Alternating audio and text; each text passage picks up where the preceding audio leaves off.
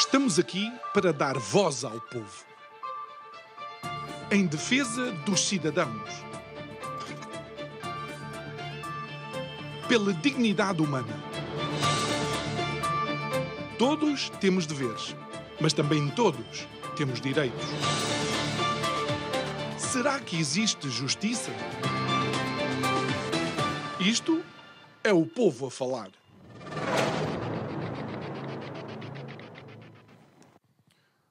Olá, muito boa noite e bem-vindos a mais um Isto é o Povo a Falar. O meu nome é João Nuno Pinto e a emissão é em simultâneo aqui na Curiacos TV e também na Rádio Vida 97.1.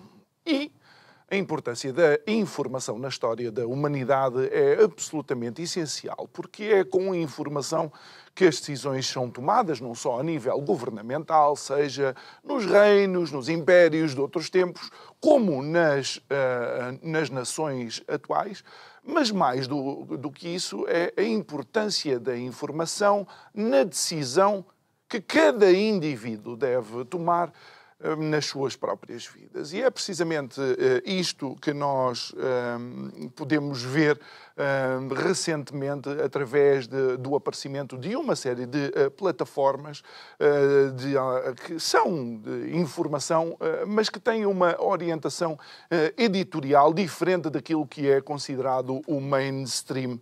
E nesse sentido, o nosso convidado de hoje, diretor e fundador do jornal online The Blind Spot, Nuno Machado. Olá, muito boa noite. Já é um convidado habitual aqui no programa e vamos começar precisamente por aí, Nuno. Nós, de facto, chegámos a um ponto onde as sociedades e os indivíduos começaram a sentir uma necessidade de ter meios de informação alternativos ao mainstream. O porquê que isso aconteceu é que é talvez um pouco mais tenebroso. Sim, antes de mais, muito obrigado pelo convite, é sempre um prazer. Sim, de facto, a origem deste projeto é mesmo essa, é nós percebermos que, de facto, por algum motivo, a informação que está a chegar às pessoas não é a informação mais correta, há várias informações que não estão a chegar e, de facto, houve esta necessidade e o nosso objetivo, e penso que outras, como falaste, outras plataformas, sentiram essa necessidade de uma informação alternativa. No nosso caso, nós tentamos ser o mais factuais possível e cumprir todas as regras do jornalismo tradicional que o próprio mainstream hoje em dia não faz. Pois. O citar as fontes, o terem a referência das fontes para as pessoas poderem confirmar, porque nós próprios também nos podemos até enganar, o diferenciar o que é a opinião, o que é a notícia. Portanto, nós tentamos cumprir todos esses critérios que seriam fundamentais, não é, para as pessoas saberem, e tentamos passar informação que não está a chegar às pessoas, porque é uma coisa complexa, provavelmente vamos aflorar isso um bocadinho mais para a frente, mas há vários fatores que levam que a comunicação social, entretanto, se pudermos resumir muito rapidamente, deixou de ter aquele seu papel fundamental nas democracias, que é de inquirir, de investigar, de questionar o poder, e passou a ser, de facto, a sua propaganda, em muitos casos, especialmente em algumas agendas, a sua propaganda, uma forma de comunicarem, de passar a sua informação e amplificar um conjunto de dependências de interesses financeiros, muitas vezes dos próprios Estados, de um conjunto de entidades que de facto as controlam. Portanto, eles infelizmente não estão ao serviço das pessoas, mas estão ao serviço de outros interesses e precisam disso para o seu próprio financiamento. São estruturas já bastante grandes e, portanto, precisam de facto desse dinheiro. E um dos fatores que, do meu ponto de vista, ainda alavanca mais esse tipo de iniciativas, como o The Blind Spot, e aconselho já a quem estiver em casa a ver esta nossa conversa, a pegar no seu telemóvel ou no seu tablet e imediatamente procurar o The Blind Spot, vendo já as notícias que vocês têm já publicadas. É o início ou aflorar da censura em relação a essas plataformas. Isso é uma demonstração de que, bem ou mal, vocês estão a trilhar o caminho certo. Sim, nós como órgão de comunicação social que pertencemos à ERC, eu sinto que há uma certa proteção, porque seria mais difícil de justificar porque é que os órgãos de comunicação social que cumprem as regras são mais censurados e outros não.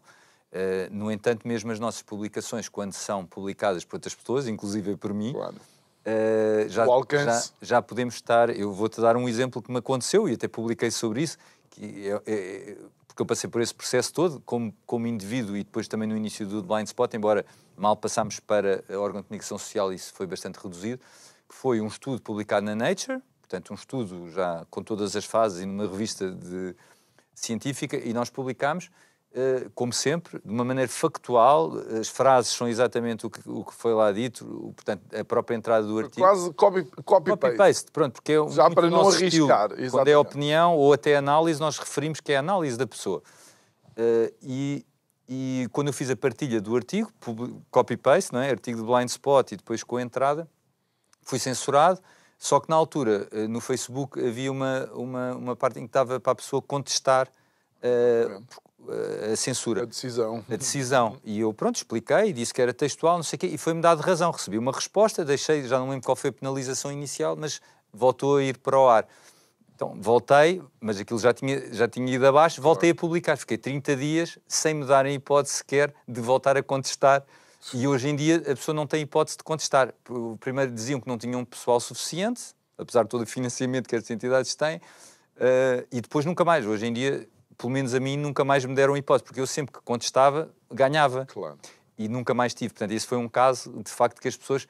Porque isso o que é que acontece? As pessoas depois que partilham estes artigos e que são sujeitas à censura acaba por ser uma coisa que funciona contra as próprias, os próprios órgãos de comunicação social, as plataformas, ou até as pessoas que tentam partilhar informação e não têm sequer hipótese de se defender. Nós vamos abordar, de facto, um tema que já vai merecendo alguma reflexão e com o passar do tempo também começaram a aparecer novas informações, novos dados, novos estudos revistos por pares científicos, que são estes 4 anos que já passaram, por incrível que pareça, do início da pandemia. Qual é o primeiro balanço, se é que é o primeiro, mas não deve ser, o balanço que se faz destes 4 anos, desde o início da Covid-19? Podemos tirar inúmeras conclusões. Eu penso que para muitas pessoas, e foi o meu caso, foi um bocado o despertar, e porque também tive a sorte de ter algumas pessoas que tinham visões alternativas e que deu para eu poder recolher essas informações e contrastar as previsões, tudo aquilo que ia sendo dito, e eu próprio fazer essa investigação. Calhou nessa altura poder começar a estudar um pouco o assunto, e que de facto houve ali muitas coisas que começaram logo a parecer que isto eram coisas muito estranhas. Eu devo dizer que na altura acreditava que tinha a ver com a gestão dos próprios governos, de forma a ir ainda ao encontro do medo das pessoas, que provavelmente a comunicação social estaria a dramatizar, se calhar demasiado, para vender, etc. Portanto, tinha uma visão relativamente simplista e não passava pela cabeça que poderia haver algum tipo de coordenação, porque nós sabemos que é muito difícil coordenar às vezes coisas pequenas, portanto, como é que seria possível isto ser uma coisa mais coordenada? E, de facto, hoje em dia já há muita evidência que isso existiu. Porque, de facto, começaram a ser postas em prática um conjunto de políticas sem evidências nenhumas científicas, com muita manipulação, com muita informação, inclusive falsa no início, a passarem nos mainstreams, tais pessoas a caírem no chão na China. Os dados oficiais que nós conseguimos quando nós íamos estudar diziam exatamente o contrário. Diziam, obviamente, que existia doença, que poderia ter alguma gravidade, mas as letalidades que hoje em dia se fala e que hoje em dia já foram estudadas para o período, inclusive pré-vacina, confirmam mais ou menos aqueles dados que nós já tínhamos inicialmente, e houve alguma informação logo que passou sobre aquilo. Toda a informação que foi passada para as pessoas criou um grau de distorção, não só sobre a própria doença, mas também sobre a eficácia das medidas, dos confinamentos, das máscaras, e de outras medidas que foram tomadas mesmo no início. Olha, vamos só ficar aqui um bocado nisto da distorção da percepção. É porque quando as pessoas estão do lado de lá, não é? Nós estamos aqui deste lado das câmaras, temos uma responsabilidade. E a nossa responsabilidade, na realidade, é colocar informação em cima da mesa, não é fazer a pessoa tomar uma decisão. Mas a distorção da percepção começou exatamente por aí. Que não era colocada a informação em cima da mesa, era realmente, de alguma forma, extrapolada determinadas coisas para encaminhar as pessoas a uma decisão que teria que ser, porque era inevitável? Sim, penso que sim.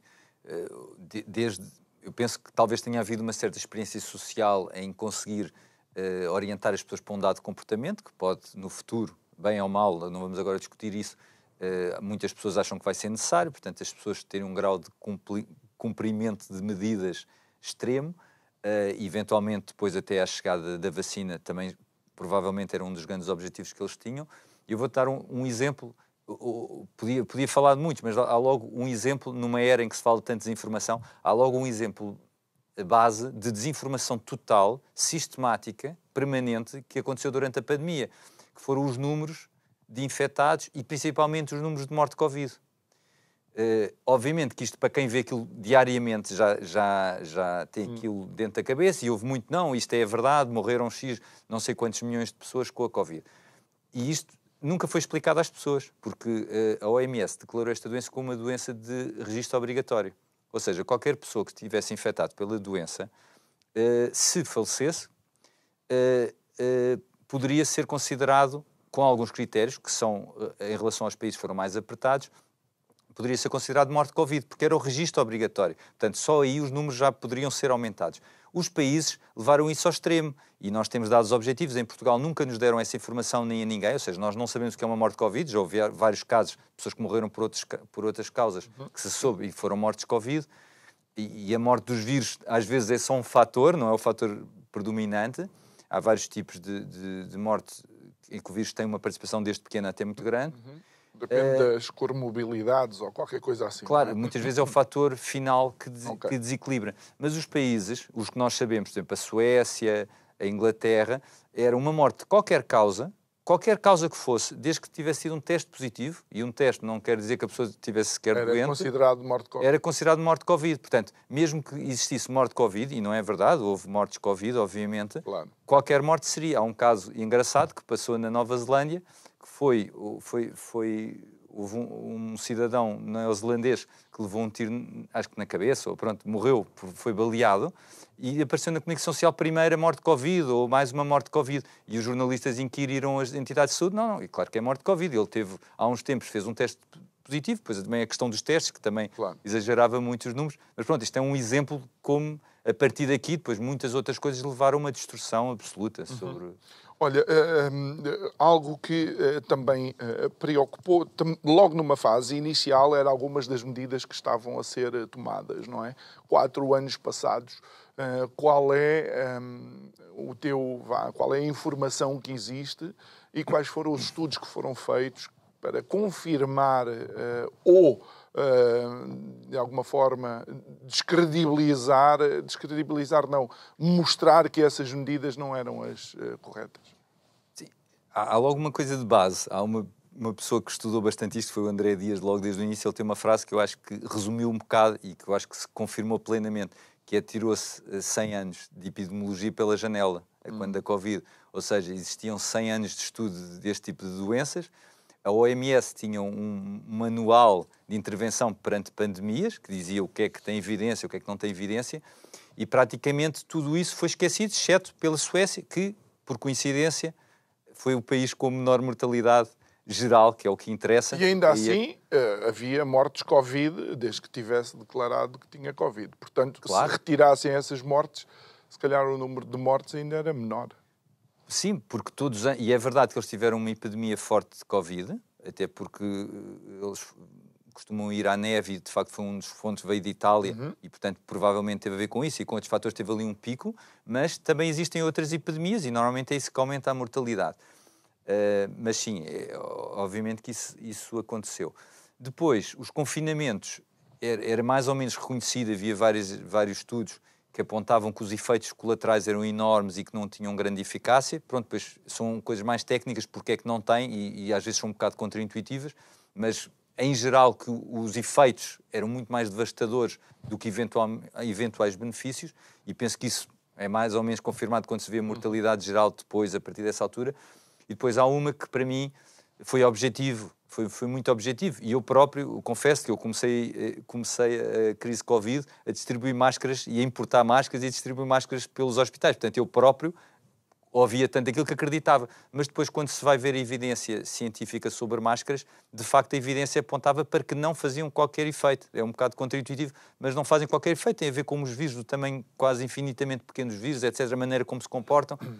Pode até não se perceber bem o mecanismo, mas a verdade é que os melhores estudos, quando se comparam grupos que usam máscaras e que não usam máscaras, mesmo em ambientes hospitalares, com aqueles cuidados todos, não nunca se consegue. Nenhuma. Aliás, em 2020 o próprio CDC e a OMS tinham publicado revisões sistemáticas com os melhores RCTs a chegarem à mesma conclusão. Portanto, quando se vê as pessoas serem obrigadas a usar máscara, inclusive em espaços abertos, e da maneira como usaram máscaras de pano, quer dizer, foi uma coisa... Alivia-se logo que havia qualquer coisa muito grave, que não podia ser só... a minha ideia inicial, há aqui mais qualquer coisa, e isso alertou-me, de facto. Foi um exemplo. Olha, tu falaste em modelos matemáticos. O quão importante é, de facto, agora, na tranquilidade, digamos, do pós-pandemia, começar a olhar para esses modelos matemáticos e compará-los, por exemplo, com as visões catastróficas que nos eram dadas todos os dias? São instrumentais, ou seja, todas as emergências que já sucederam e provavelmente vão suceder no futuro, elas são baseadas quase sempre em modelos matemáticos, não são baseados em dados reais. Mesmo que haja alguma manipulação de dados, e obviamente que existe, mas o principal fundamento, na minha opinião, são os tais modelos matemáticos. É isso que fundamenta depois medidas urgentes, quer dizer, se não fizermos isto, vão morrer não sei quantos milhões de pessoas. E isso já aconteceu no passado, já aconteceu com a outra pandemia, que depois provou-se que não foi pandemia pelos critérios, porque foi uma doença menos mortal que a gripe sazonal, que foi em 2009, a gripe A de 2009. Foi muitas coisas parecidas, mas ainda havia alguma independência da comunicação social e do poder político. Portanto, parou-se isso. Depois as vacinas também houve algumas reações adversas. Houve vários fatores que levou a parar. Desta vez não parou. Mas quais são as evidências? Por exemplo, para a Suécia, o modelo que tem muitos interesses também em investir, que é do Imperial College, mais conhecido e o que levou às medidas principais dos Estados Unidos e na Inglaterra, e que depois foi muito copiado pelos outros também. Para a Suécia, porque eles pensavam que o país provavelmente ia fechar, houve um estudo que pegou no modelo do Imperial College e adaptou à Suécia, feito por uma universidade muito conceituada sueca, e as previsões dele, salvo erro, era até junho 90 mil mortes, ou 95 mil mortes. Os cuidados intensivos iam rebentar 40 vezes a sua capacidade. E nada disso se verificou. Salvo erro, tinham 5 mil e tal mortes até final de junho.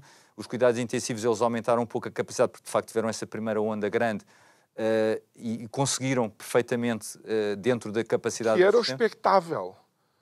Não havendo confinamentos, o expectável era uma primeira onda grande e depois normalizar, não é? Mas não tão grande como mesmo eles previram, não é? Sim, mas exatamente, mas aí já estamos a analisar o confinamento, porque no fundo o confinamento foi manter isolados grupos de pessoas que depois, mais tarde ou mais cedo, iam acabar por apresentar sintomas de contaminação, não? Sim, principalmente a Suécia, as pessoas também têm aquela ideia, a Suécia não fez nada, não é verdade? A Suécia fez, provavelmente, e na minha opinião, até coisas que se calhar até não precisava ter feito. Agora, são coisas que não têm um impacto, ou seja, eles mediram o impacto social que as medidas têm. Não, se calhar esta medida não temos a certeza, mas vamos dar a liberdade às pessoas que quiserem fazê-la, poderem fazê-la, porque os impactos de não o fazerem não são graves. Vamos dar a liberdade maior às pessoas. E eles seguiram basicamente o manual da OMS, as declarações do responsável de saúde sueco. Eles explicaram, eu não vejo como é que... Dizem que nós é que estamos a fazer coisas... Eu não vejo evidência nenhuma que aponte no sentido de nós não fazermos o que é o normal. Nós estamos a fazer o normal. Se houver alguma coisa assim de extraordinário que nós neste momento não vemos, nós faremos.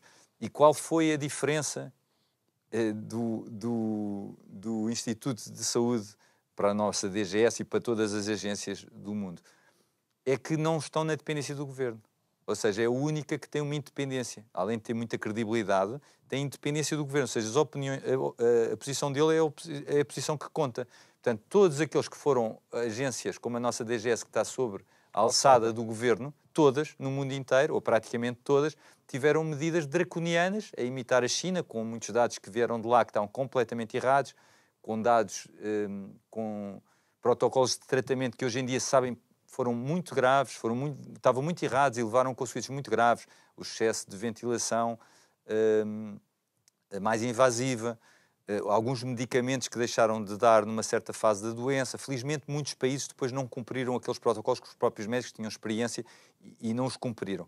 Mas houve coisas muito graves que se passaram, mesmo em termos de tratamento, e que provavelmente também poderão explicar os poucos sítios onde de facto houve um pico de mortalidade muito elevada. Provavelmente não teve só a ver com a gravidade da doença e com a vulnerabilidade daquelas populações locais, teve a ver também com as intervenções, e isso hoje em dia, como tu estavas a dizer, o que é que se pode ver hoje em dia já começa a ser muitas destas coisas reconhecidas, as máscaras. O próprio Fauci tem uma declaração completamente infantil, quando ele agora veio, a propósito dos estudos da Cochrane, mais uma vez mostraram que não tinha evidência, em que ele disse, pois, a nível epidemiológico, realmente parece que as máscaras afinal não têm grande resultado, mas a nível individual eu garanto que sim.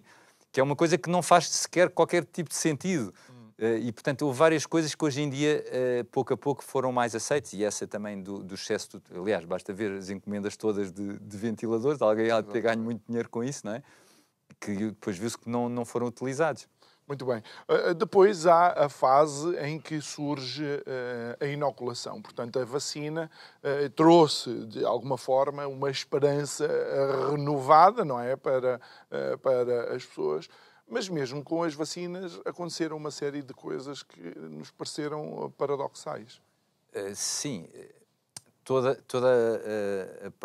O próprio lançamento da vacina, a forma como foi feita, de facto foi um produto muito acelerado que todos, falar do Fauci, que é um exemplo, todos os especialistas em vacinação sempre disseram que temos de ter algum cuidado em pôr este tipo de produtos tão cedo, porque o sistema imunitário obviamente é uma coisa delicada, alguns dos efeitos só vamos poder ver a longo prazo, e de facto com esta criou-se uma emergência, na minha opinião, exagerada, não quer dizer que não tivesse os seus desafios, e portanto este aqui vale todos os riscos, valem, e vamos diminuir e vamos dizer que este produto é completamente seguro e muito eficaz. E quer uma coisa, na minha opinião, quer uma coisa, quer outra, embora haja muitas coisas ainda para se saber, nomeadamente em relação à segurança, nem uma coisa nem outra era verdadeira. E depois, entretanto, foi reconhecido que muitas coisas hoje em dia vieram-se a descobrir muitos outros efeitos adversos e que já são reconhecidos e que não se sabiam na altura, e muitas das declarações, isso vamos ver mas ainda. Mas acabou quase por ser obrigatório, sem ser obrigatório, mais uma vez, a comunicação, aliás, o público foi, de alguma forma, manipulado, porque, de facto, uma pessoa, para se deslocar para o seu local de trabalho, chegou a existir, inclusive, a obrigatoriedade de ter vacinas até para se apresentar no local de trabalho, não é? E isso foi extremamente grave. Eu vou-te dizer a primeira situação dessas que eu reforcei aquela minha percepção que de facto havia aqui qualquer coisa de mais complexa e estranha, que foi quando uma das primeiras reações adversas que foram conhecidas no mundo, o FDA tinha lançado já avisos sobre isso, era da possibilidade destas vacinas, destas vacinas aumentarem a incidência de miocardites e pericardites, que é uma condição grave, embora os números fossem raros. Mas a doença, já sabia que esta doença nestas idades era muito benigna. E quando, de repente, os jovens adolescentes, para poderem ter vida social, que nestas idades são decisivas, tinham basicamente de se vacinar. Já nem digo viajar, além de viajar, para poderem ir sair ao bar, à discoteca, ou para ir ao restaurante, ter-se de tomar um produto que se sabe logo à partida, independentemente até das outras coisas que depois se souberam e que se poderiam vir a saber, já se sabia daquilo. Portanto, não fazia qualquer sentido. Isso para mim foi logo um dos maiores sinais de alerta, e de facto foi algo muito grave. Eu, nessa altura, pensei mesmo que isto era uma coisa, certas pessoas são capazes de fazer isto com os dados que têm. E, entretanto, a DGS, vários meses depois, é que lançou o aviso para as pessoas que saiu, está no site deles, uma coisa que já se sabia há meses e meses, que as pessoas vacinadas, nomeadamente as crianças, deveriam ser acompanhadas e deveriam estar muito atentas aos vários sinais de miocardite, dor no peito, falta de ar, etc, etc. Enfim, ainda ficando aqui, uma das coisas que se vê agora, uma das situações que se vê agora é que, de facto, muitos países ficaram com um excesso de doses, ou seja, o nosso governo O governo que cessou recentemente estava todo contente com o excedente orçamental, mas também há um excedente de doses. Como é que tu lês isso?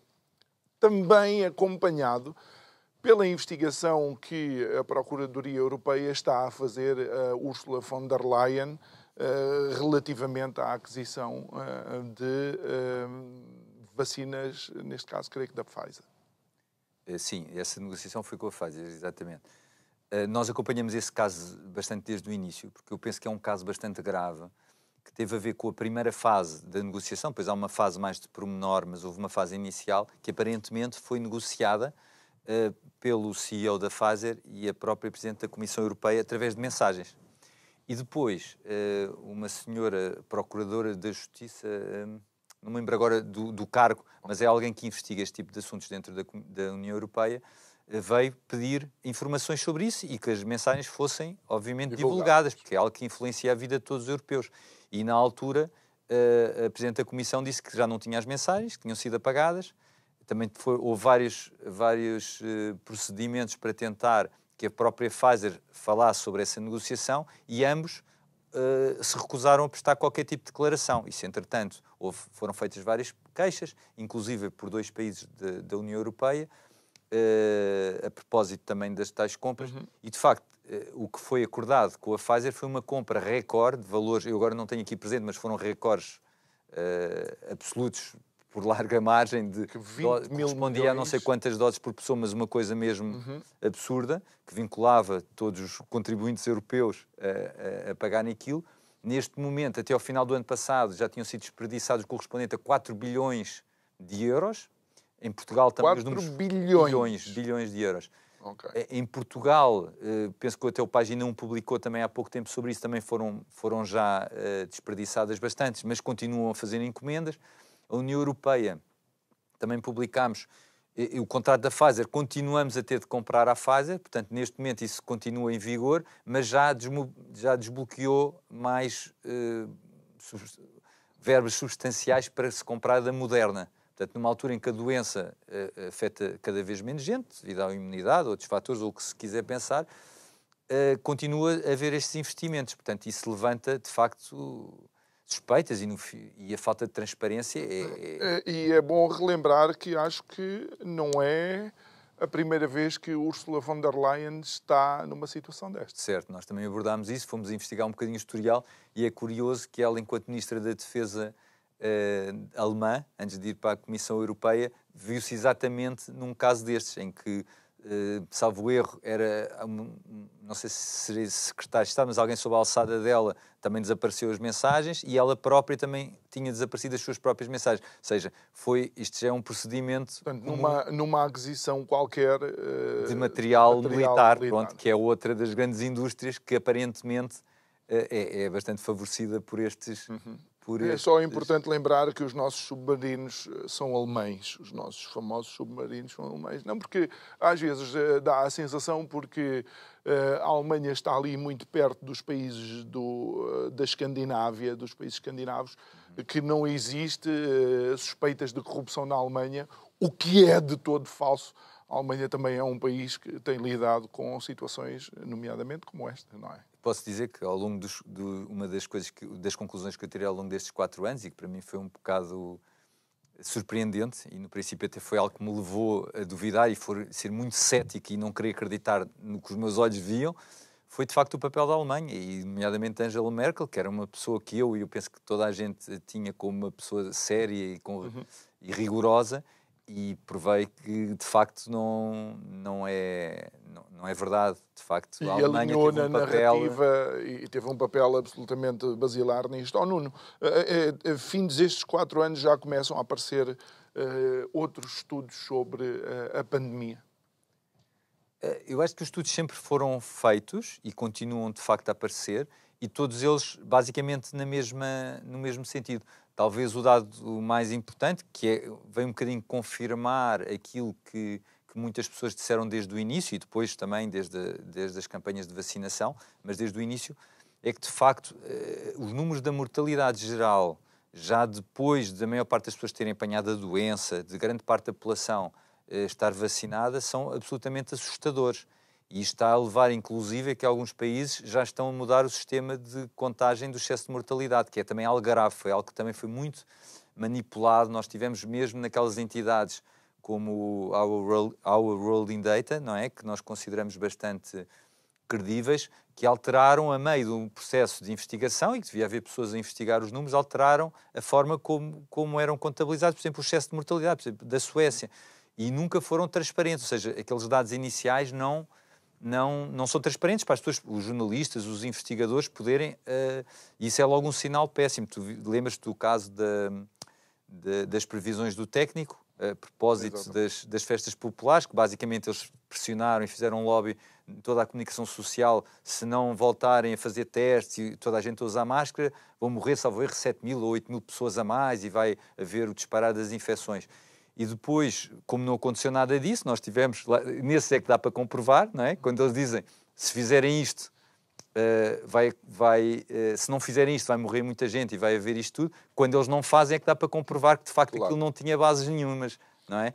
Olha, Nuno, existiam pessoas que eram basilares na passagem desta informação, infecciologistas, experts, que depois desapareceram e não os vemos sentados à mesa de uma qualquer plataforma de comunicação social a tentar rebater, por exemplo, os dados mais concretos que têm estado a aparecer.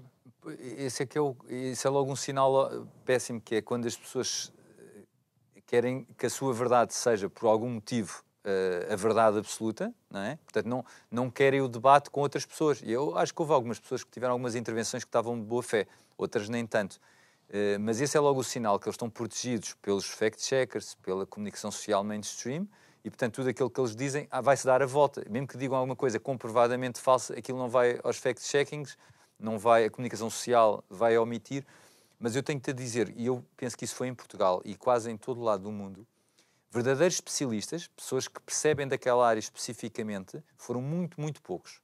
Normalmente são pessoas muito ligadas aos próprios interesses, pessoas que pertencem às próprias, sei lá, farmacêuticas, outras entidades do género, ou muito próximas do poder. Medicina geral? Sim, os especialistas são muito poucos. Os verdadeiros especialistas são muito poucos. Os outros são pseudo-especialistas, são aquelas pessoas que apareciam na televisão, muitas vezes com títulos que elas não tinham qualquer coisa para justificar aqueles títulos, apareciam lá como especialistas disto, às vezes eram sociólogos, politólogos, sei lá, de todo tipo de outras coisas, com um conhecimento muito, muito básico daquela área que iam falar, e que eram apresentados como os verdadeiros, como especialistas da área, e não eram. Portanto, isso foi feito em todo o lado do mundo. Claro que quem está em casa e vê alguém na televisão, às vezes até podem não pôr nenhum título. Isso é interessante e deixa-me transpor para algo que tem estado a acontecer na União Europeia, que é a guerra ali na Ucrânia, em que sempre que são os generais verdadeiros especialistas a falar, a coisa é vista de uma determinada forma, e quando são os especialistas generais ou gerais, a visão também é diferente. Mas isto leva-nos para um outro tema que acaba por ser importante, que é o quão independente e soberana é a União Europeia, Nuno. Independente e soberana. Eu penso que a União Europeia, infelizmente, quer a União Europeia, quer a maior parte dos governos, isso é o que é mais assustador. A visão que eu tenho neste momento é que não são eles que mandam. Ou seja, não é a von der Leyen que manda, não são a maior parte dos primeiros-ministros que mandam, pelo menos em vários assuntos. Há entidades superiores acima deles que, basicamente, coordenam a sua ação. Se nós repararmos, claro que o nosso governo provavelmente está hierarquicamente abaixo da União Europeia. E, portanto, viu-se o caso agora do nosso recente primeiro-ministro, que foi logo assegurar que ia cumprir todas as orientações da União Europeia.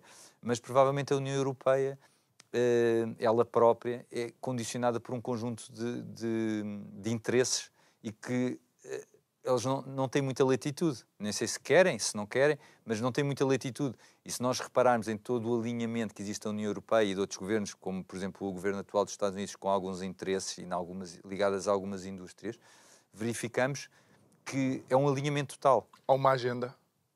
Claramente, neste momento posso dizer que há uma agenda. Eu percebo que a maior parte das pessoas não acredita.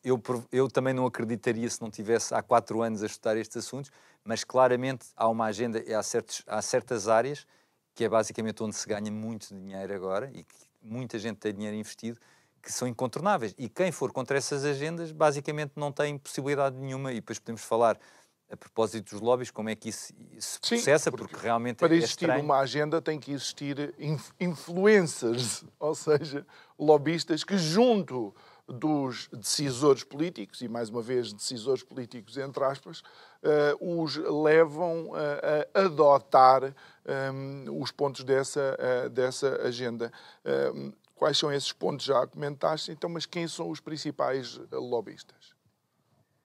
Nós temos estado a investigar agora, ainda estamos num processo, portanto ainda estamos a recolher informação, isto cada nova análise vamos recebendo informação, às vezes até surpreendente, mas um bocadinho vai ao sentido daquilo que nós temos visto nos últimos tempos. Então o que é que nós verificamos? Uma coisa surpreendente. Porquê? Porque na União Europeia, ao contrário de Portugal, que também é assustador, porque isto também se passa em Portugal, nós nem sequer sabemos, portanto não são públicos os lobbies e há inúmeros lobbies sobre todos os nossos deputados, etc., ou grande parte deles. Mas na União Europeia, uma das coisas surpreendentes foi que o principal grupo de lobistas, o maior, curiosamente, não são as empresas, as associações de trabalhadores, etc., que seria normal, não é? Mas são ONGs. O grupo das ONGs é o principal grupo lobista. E, portanto, é muito interessante ver que há uma rede gigantesca de ONGs, também think tanks, mas o grupo das ONGs é o maior grupo de todos, que são muito financiados por fundações que normalmente estão ligadas aos tais interesses, que têm investimentos milionários, muitas vezes aos maiores milionários conhecidos e eventualmente outros que possam não aparecer nessas listas, e que, portanto, essas ONGs fazem uma pressão em termos de lobby gigantesco sobre a Comissão Europeia. E mais do que o lobby, porque eu penso que os interesses que haja diferentes interesses e que haja lobby, que o lobby seja transparente, ótimo. Isto que existe na Comissão Europeia, acho que já estão a retirar algumas das informações que estavam lá, esse é o aviso que aparece lá na página, que algumas informações já não estão disponíveis, mas esta abertura, e nós sabemos quem é que faz o lobby, é fundamental até para nós podermos investigar. Portanto, esse aspecto é bom. O que para mim é mais assustador é que, ao contrário de serem vários interesses, vários lobbies com interesses diferentes, neste momento há uma sintonia entre praticamente todos os lobbies. Quase todos passam pelas mesmas agendas. E eu posso dizer, portanto, nós fizemos uma investigação a todos os lobistas e os 35 maiores lobistas, uma das áreas de influência deles é a área verde. Portanto, o net zero, o combate às alterações climáticas. Os 35 maiores, isto não é normal. Eu penso que há uma delas que não está alinhada com as outras, mas acho que é uma de todas que nós vimos, tentámos ver exatamente o que é que eles faziam, fomos aos sites deles, etc. E, portanto, existe um alinhamento em claramente esta indústria chamada verde, que não é tão verde como se diz, ou não é nada verde, mas esta indústria, de facto, é onde está o dinheiro, é onde estas pessoas que investiram podem ganhar. E, portanto, há uma confluência de interesse. Isto, para mim, é que é muito grave.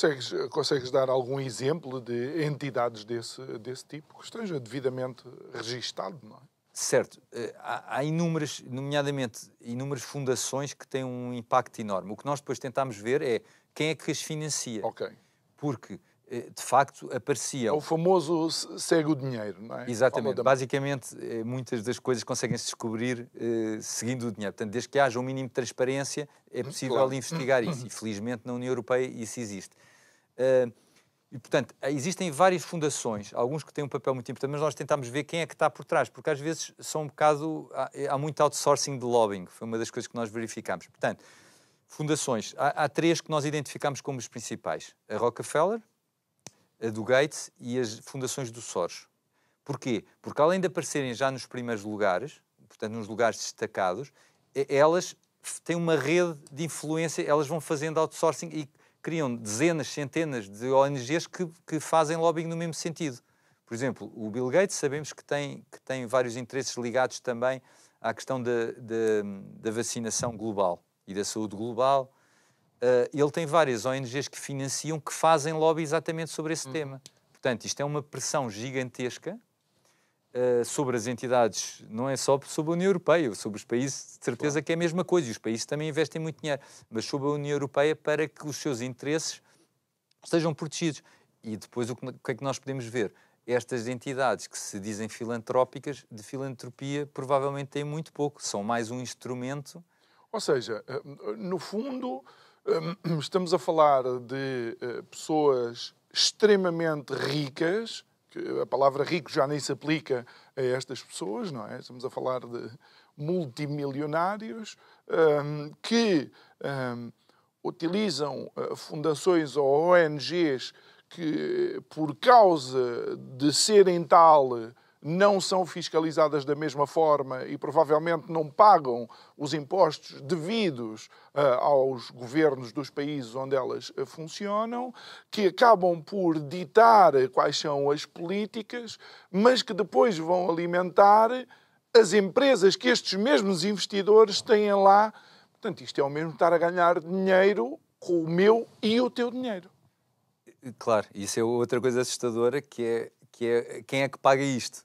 Mas é um modelo de negócio que é... Se nós pensarmos bem, apesar disto nos parecer disparatado, e se me dissessem isso há uns anos isso era impossível, que há muitos interesses, é impossível coordenar isto tudo, mas é um modelo de negócio quase infalível, porque tu tens vários aspectos em que isto é genial, pronto, porque isto também tiveram décadas e décadas para agilizar isto e para fugirem às leis da concorrência, que é o grande problema. Repara, uma parte dos impostos eles conseguem pôr nas fundações. Depois, as fundações, há certas coisas que não têm o mesmo regulamento. Depois podem aparecer como alguém que quer mudar a sua imagem pública, não é? Por exemplo, o Bill Gates, a maior parte das pessoas acha que ele é uma pessoa que dá o dinheiro todo, etc., apesar de continuar sempre no topo, mas não sabe de onde é que veio o dinheiro, porque ele está sempre a dar o dinheiro, já deu a fortuna dele várias vezes. Depois, conseguem, através destas entidades, conseguem... É muito difícil, de facto, ser só uma entidade a fazer este lobby todo. Eles conseguem... Estas entidades, elas próprias vão financiar outras entidades. Portanto, criam uma rede tão grande, que eles depois não têm de ter um controle sobre tudo o que fazem, porque o sistema de incentivos que é criado permite, de facto, que as agendas deles vão para a frente. Depois o que é que acontece? Com estes lobbies funcionam todos, como um conglomerado, no fundo. Sem dúvida. E o problema é que estão todos ligados uns com os outros, todos financiam todos uns aos outros. E o que é que eles conseguem? Financiam também a comunicação social, que cria também essa narrativa sobre as prioridades que eles acham que devem ser dadas. A própria Comissão Europeia define depois as prioridades, dizer o problema é as alterações climáticas. Portanto, todo o dinheiro que os contribuintes nos estão a pagar, ou quase todo, vamos aplicar em projetos ligados às alterações climáticas. Entretanto, estas fundações, onde é que está o investimento do dinheiro, onde é que está o investimento das pessoas criadas? Está tudo em projetos ligados a isso. Que depois, eventualmente, vão gerar muito dinheiro porque há uma imposição quase dessas claro. políticas. E isso leva-nos aqui, e desculpa, Nuno, estamos mesmo nos últimos 5 minutos, sensivelmente, leva-nos para algo que já me parece, eu não vou dizer ridículo, mas pronto, difícil de entender. Estamos a falar neste momento em carne artificial e nos insetos. Eu não tenho nada contra os insetos, vou-te dizer porquê, porque no fundo, e em conversa com uma amiga minha, há quem diga que quando estamos a comer camarões, estamos a comer insetos do mar. Mas isso tem criado algumas tensões dentro da União Europeia, nomeadamente com a agricultura tradicional.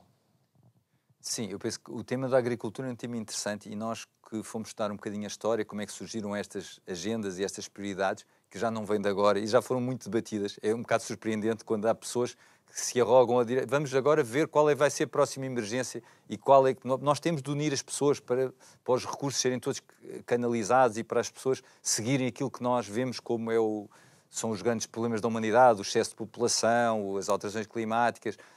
É muito interessante ver isso. E a agricultura, de facto, é curioso que já desde a tentativa de criar a emergência, porque no hemisfério norte, entre a década de 50 e a década de 70, houve um arrefecimento bastante generalizado. E a narrativa, não sei se tu na altura, mas eu enquanto jovem ainda apanhei isso, que era que íamos entrar numa idade do gelo. Exatamente. E ainda vivi um pouco assustado com isso. E uma das coisas que a comunicação social começou a fazer ainda de uma forma embrionária foi dizer que precisamos de começar a limitar a agricultura. Portanto, essa agenda de limitar a agricultura provavelmente também tem a ver com a introdução de novas técnicas e de sementes. Há muitos interesses e muitos desses também estão ligados a isso, também para ganhar dinheiro. Mas, de alguma forma, quem controla a alimentação tem um controle muito grande sobre as pessoas. Portanto, essa agenda de limitar a produção agrícola, já nem vamos falar da União Soviética e tudo o que se passou, mas este modo de pensar é um modo que provavelmente tem a ver com essas limitações que estão criadas, na minha opinião, algumas delas completamente absurdas, o abate indiscriminado de gado, estão a ser criadas, e já em alguns países experimentaram algumas dessas coisas e de facto foi uma catástrofe. E essa questão da carne artificial, lá está, é mais uma área em que, portanto, as alterações climáticas servem para quase tudo, não é? Para as pandemias, para as limitações na agricultura, para as restrições às liberdades individuais, e uma das coisas que também serve é para novas formas de produção de alimentos, nomeadamente a produção de carne artificial. E nós há bocado estávamos a falar do Gates. Por exemplo, o Bill Gates, uma das coisas que ele tem investimentos pessoais é exatamente na produção de carne artificial. E depois, a mistura entre estas entidades filantrópicas, entidades de capital de risco, e as próprias agências do governo, é incrível. Nós quando estivemos a investigar a produção de carne artificial, que foi licenciado pela FDA? não foi pela FDA, mas foi pelo Departamento de Agricultura americano. Okay. O Departamento de Agricultura, que também teve de dar essa aprovação, era um dos parceiros das empresas detidas pelo Bill Gates. Era um dos investidores na empresa. Portanto, isto é uma mistura. É uma público-privada. Essa mistura quase. porque a ideia destes senhores é que tudo serão parcerias público-privadas, que temos o setor da grande população e depois temos estas entidades que basicamente determinam e depois determinam o que é que havemos de fazer, comer, pensar. E o que é mais assustador nisto tudo é que é uma transformação do modelo de sociedade, por isso é que muitas, como no Fórum Económico Mundial, veem a China como o grande modelo, que é a transformação de uma sociedade que acredita na economia de mercado, em que, apesar, com todos os defeitos, que obviamente tenham, mas que existia ainda alguma concorrência entre interesses diferentes, que depois refletiam em produtos diferentes, umas empresas fechavam, outras abriam, havia essa instabilidade, para estas entidades quererem controlar basicamente tudo. E, portanto, deixa de haver essa concorrência. E o que é que acontece?